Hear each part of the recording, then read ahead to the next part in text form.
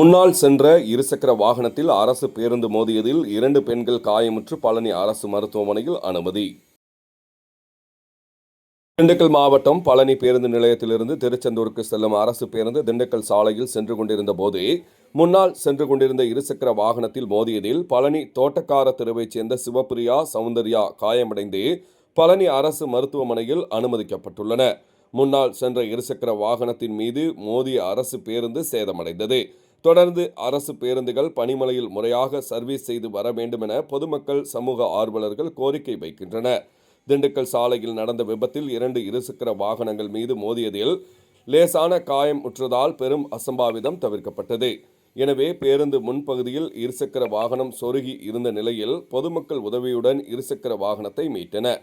அரசு பேருந்து டிரைவரிடம் பெண்கள் மற்றும் பொதுமக்கள் வாக்குவாதத்தில் ஈடுபட்டனர்.